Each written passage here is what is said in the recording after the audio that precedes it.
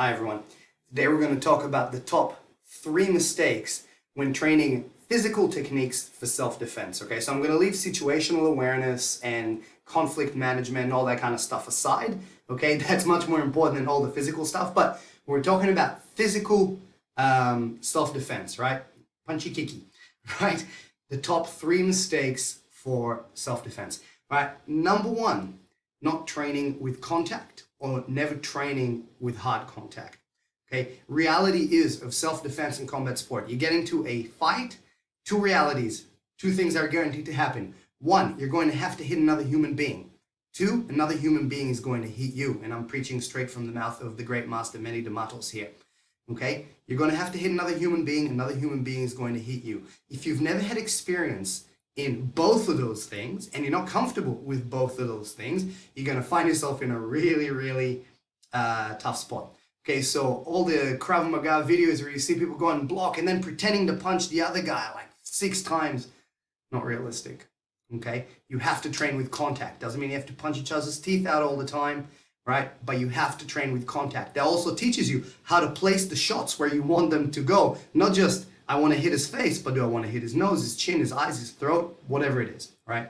So we have to start with a low level of contact, obviously, and then gradually increase it. Again, it doesn't mean you have to do, Jeff Thompson's Animal Day at every training session where you're trying to literally just knock each other out in every session, but you have to go hard sometimes, okay? And hard will change depending on the person you're training with as well, all right?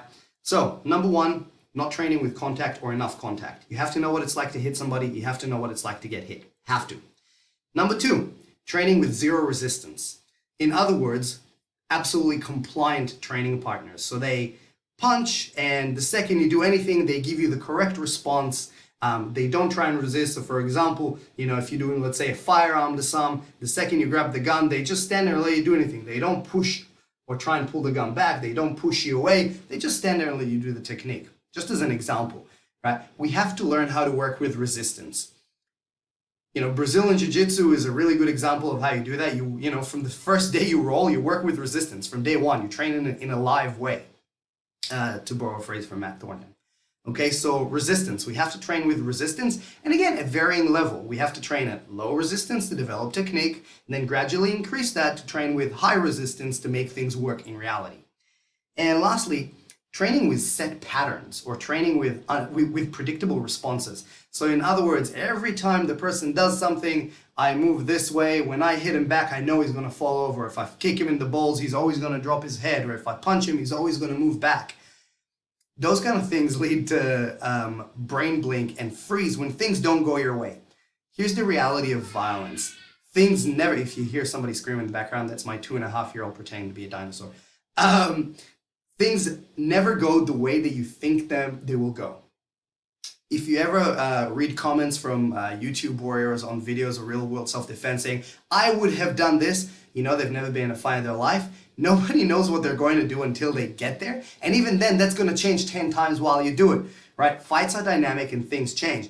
That means that if we always train in a way that has set patterns, we can only function providing the pattern stays the same. That doesn't happen in real life. We have to learn how to improvise, which is part of training with contact and resistance. So, 3 biggest mistakes for training for self-defense in the physical realm, all right? Number 1, not training with contact and not training with varying degrees of contact.